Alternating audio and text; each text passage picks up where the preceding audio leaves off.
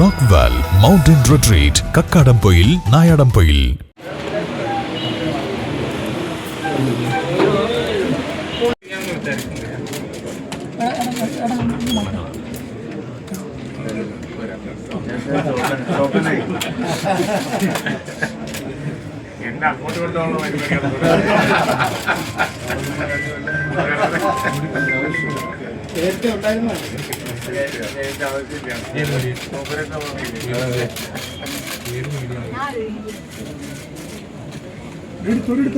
നിയുക്ത Ambalappuzha MLA G Sudhakaran പാണക്കാടെത്തി. മുസ്ലിം league സംസ്ഥാന president Panakkad Sadiq Ali Shihab തങ്ങളെയും ദേശീയ ജനറൽ സെക്രട്ടറി PK കുഞ്ഞാലിക്കുട്ടിയെയും സന്ദർശിച്ചു. രാവിലെ 11 മണിയോടെയാണ് സുധാകരൻ പാണക്കാട്ടെത്തിയത്.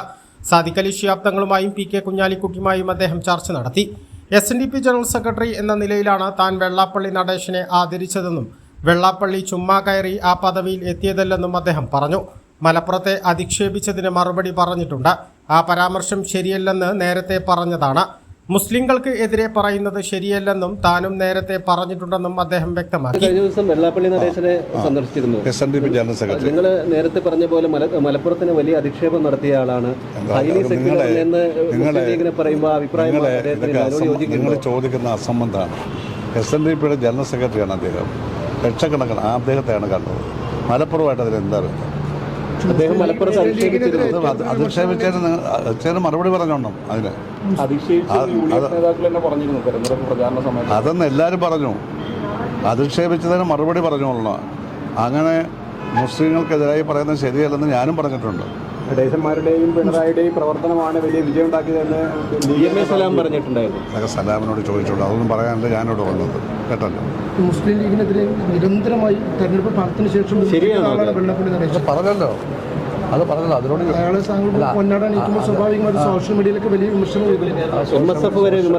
സോഷ്യൽ മീഡിയ നോക്കാറുണ്ട്. സോഷ്യൽ മീഡിയ നോക്കി ഞാൻ പറയാം. മനസ്സിലായി. അദ്ദേഹം SNDPയുടെ ജനറൽ സെക്രട്ടറിയാണ്. ഞങ്ങളുടെ നാട്ടുകാരനാണ്. പക്ഷേ അയാളുടെ അങ്ങനെ കമ്മ്യൂണൽ പരാമർശങ്ങൾ നടത്തുമ്പോൾ അതിനെതിരായിട്ടുള്ള അതിനെയല്ല ആദരിച്ചത്. നിങ്ങൾക്കൊരു പ്രത്യേക ഉത്തരവ് കിട്ടാൻ വേണ്ടി എന്നോട് ചോദിക്കല്ലേ. നിങ്ങൾക്കൊരു പ്രത്യേക ഉത്തരവ് വരുന്നത് വേണം. അത് പ്രതീക്ഷിക്കില്ല. അദ്ദേഹം SNDPയുടെ ജനറൽ സെക്രട്ടറിയാണ്. അല്ലെങ്കിൽ പോകത്തില്ലല്ലോ. അത്രയേ ഉള്ളൂ. എനിക്കെതിരെ മത്സരിച്ചത് ഒരു മുസ്ലിം നാമധാരിയാണെങ്കിലും മുസ്ലിം ഭൂരിപക്ഷ ബൂത്തുകളിൽ എല്ലാം തനിക്കാണ് ഭൂരിപക്ഷം ലഭിച്ചത്. കേരളത്തിലെ ഏറ്റവും സെക്യുലറായ വിഭാഗമാണ് മുസ്ലിം സമുദായം. മണ്ഡലത്തിലെ മുസ്ലിം വോട്ടുകൾ തനിക്ക് ലഭിച്ചിട്ടുണ്ട്. അതിൽ സാദിഖ് അലി തങ്ങളുടെയും PK കുഞ്ഞാലിക്കുട്ടിയുടെയും ഇടപെടൽ സഹായകരമായി. അപ്പോഴാണ് എനിക്ക് ഏറ്റവും വലിയ പരിപാടി 22,000-ലേറെ വോട്ടിൻ്റെ മെജോറിറ്റി 72 മുസ്ലിം ഡോമിനേറ്റഡ് ബൂത്തിലും ഭൂരിപക്ഷമായിട്ട് റിസൾട്ട് വന്നു. അപ്പോൾ അത് അമ്പലപ്പുഴയിലെ മാത്രമല്ല, കേരളമൊട്ടാകെ ഹൈലി സെക്കുലറായ ഒരു വിഭാഗമാണ് മുസ്ലിം ജനവിഭാഗം. അത് നമ്മുടെ ചരിത്രത്തെ രേഖപ്പെടുത്തേണ്ട ഒരു കാര്യമാണ്, രേഖപ്പെടുത്തിയിട്ടുള്ളൊരു കാര്യമാണ്. അപ്പോൾ അതുകൊണ്ട് അദ്ദേഹത്തെ കാണാൻ കഴിഞ്ഞ വളരെ സന്തോഷമുണ്ട്. സഹായിച്ചവരെയൊക്കെ നമുക്ക് നന്ദി ഓർമ്മിക്കേണ്ടതായിട്ടുണ്ട്. ആ നിലയിലാണ് അദ്ദേഹത്തെ കാണാൻ കഴിയുന്നത്. ഈ അങ്ങയുടെ ഒരു വരവ് UDFന് ഈ ഒരു തരംഗത്തിന് സഹായിച്ചു എന്നൊരു വിലയിരുത്തലിന് കാരണമാണ്. താങ്കൾ ആദ്യം വന്നു. ഇതിന് പിന്നാലെ തന്നെ കണ്ണൂരിലൊക്കെ PK ഗോവിന്ദൻ അടക്കമുള്ളവരുടെ മാറ്റം, അത് പാണക്കാട് നിന്ന് ഇവർ നേതാക്കളൊക്കെ അങ്ങനെ വിലയിരുത്തിയിട്ടുണ്ട്. അത് പൊതുവെ വിലയിരുത്തിയിട്ടുണ്ട്.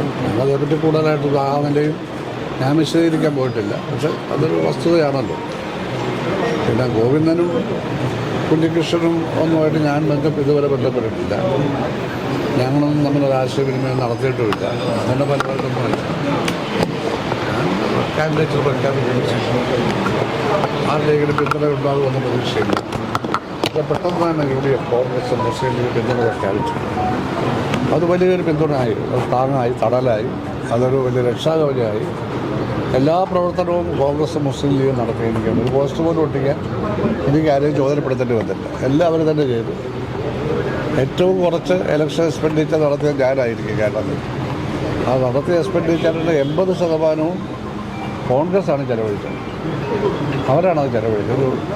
എനിക്ക് ചില ആളുകൾ കുറച്ച് പൈസ തരും. ഞാൻ ആരുടെയും ചോദിക്കാറില്ല. പണ്ട് ഞാൻ ചോദിക്കാറില്ല. ചോദിച്ചൊരു കാലത്തും ഞാൻ വാങ്ങാറില്ല. പക്ഷെ കുറച്ച് പൈസ കിട്ടും. ആ പൈസ ഞാൻ ഇലക്ഷൻ കമ്മിറ്റി ഏൽപ്പിച്ചു. അത്രയേ ഉള്ളൂ. ആ നിലയിൽ സഹായിച്ചു. LDFിന്റെ ഭാഗമായിരുന്നപ്പോൾ താങ്കൾ ഒരു മികച്ച മന്ത്രിയായിരുന്നു, PWD മന്ത്രിയായിരുന്നു എന്നുള്ള വിലയിരുത്തലുണ്ട്. UDFും LDFും ഇപ്രാവശ്യവും താങ്കളെ പ്രതീക്ഷിക്കാമോ? ഇല്ല, ഞാനതേപ്പറ്റി ഒന്നും പ്രത്യേകിച്ച് പ്രതീക്ഷയില്ലായ്മകളോ ഇല്ല. ഞാനതൊന്നും ചിന്തിച്ചിട്ടേ ഇല്ല. ഇലക്ഷന് മത്സരിക്കുക, അത് ജയിക്കണമെന്നൊരു വാശിയുണ്ടായിരുന്നു. കാരണം എൻ്റെ പിന്തുണ ഇല്ലാതെ തന്നെ മുമ്പൊരു സ്ഥാനാർത്ഥി അവിടെ ജയിച്ചു. അയാളുടെ വോട്ട് കുറയ്ക്കാൻ ഞാൻ ശ്രമിച്ചു. എന്നാൽ 10,000 വോട്ട് ജയിപ്പിച്ചു കൊടുത്ത ശേഷം ഒരു കള്ളപ്രചാരവേല നടത്തി, ഒരു കള്ള അന്വേഷണം കരീമിനെ കൊണ്ട് നടത്തി. അപ്പോൾ എനിക്കൊന്ന് കാണിക്കണമെന്നുണ്ടായിരുന്നു. എൻ്റെ പിന്തുണ ഇല്ലാതെ അവിടെ എങ്ങനെയാണ് ഒരു CPM സ്ഥാനാർത്ഥി ജയിച്ചതെന്ന് മാത്രമല്ല, എനിക്ക് 29,000 വോട്ട് ഭൂരിപക്ഷം. അപ്പോൾ ആരോപണമെല്ലാം വേറെ കള്ളമായിരുന്നെന്നും മനഃപൂർവ്വം എന്നെ അവമാനിക്കുകയും ചെയ്തതാണ് എൻ്റെ മനസ്സിൽ കിടക്കുകയാണ്. 63 വർഷം പ്രസ്ഥാനത്തിന് വേണ്ടി പ്രവർത്തിച്ച എന്നോടാണ് ചെയ്തത്. എന്തിനു ചെയ്തു? മുഖ്യമന്ത്രിയെ കോൺഗ്രസ് തീരുമാനിക്കുമെന്നും G. സുധാകരൻ പറഞ്ഞു. ഇതുമായി ബന്ധപ്പെട്ട് ചർച്ചകളുണ്ടായിരുന്നു. എന്താ മുഖ്യമന്ത്രി സ്ഥാനം അത് ഞാനല്ലോ ചർച്ച ചെയ്യട്ടെ. അത് ഇവിടുത്തെ രാജ്യത്തെ ഏറ്റവും നല്ല മതനിരപേക്ഷ രാഷ്ട്രീയ പാർട്ടി കോൺഗ്രസ്സാണ്. സെക്കുലർ സാധാരണമായി വൈകുന്നു എന്ന് തോന്നുന്നുണ്ടോ? അല്ല, ഏറ്റവും വലിയ സെക്കുലർ പാർട്ടി എന്ന് പറയുന്നത് കോൺഗ്രസ്സാണ് ഇന്ത്യയിൽ. കേന്ദ്രത്തിൽ അധികാരത്തിലില്ലെങ്കിലും സെക്കുലർ പാർട്ടികളുടെ ഏറ്റവും വലുത് അവരാണ്. അവരുടേതായ പ്രശ്നങ്ങളാൽ കാരണങ്ങളാൽ അവർ 2 വർഷം താമസിച്ചതേ ഉള്ളൂ. ഇതൊരു മഹാപാതകമാണെന്നൊന്നും പറയാനൊക്കത്തില്ല. കഴിഞ്ഞ ദിവസം വെള്ളാപ്പള്ളി നടേശനെ പോയി പൊന്നാട അണിയിച്ചിരുന്നു. ഇദ്ദേഹം പറയട്ടെ, UDF വലിയ വിജയം നേടി. ആ വിജയത്തെ പ്രഭപ്പെടുത്തുന്ന രീതിയിലാണോ ഈ ഒരു എന്നൊന്നും വിലയിരുത്താറായിട്ടില്ല. അവർ 3-4 ദിവസം എടുത്തു. അവർക്ക് അവരുടേതായ കാരണങ്ങളുണ്ടാവും. അവർ ആ തീരുമാനം എടുക്കുന്നതോടുകൂടി ആ പ്രശ്നം അവസാനിക്കും. അവസാനിച്ചത് ശക്തമായ തരത്തിൽ നിയമസഭയിലും നാട്ടിലും പ്രവർത്തിക്കുന്നതോടുകൂടി ഈ ഒരു ചെറിയ 2-3 ദിവസത്തെ വ്യത്യാസമൊക്കെ ആളുകൾ പിന്നെ അത് വലിയ പ്രശ്നമായിട്ട് കരുതില്ല. എന്താ അങ്ങ് ചോദിച്ചത്?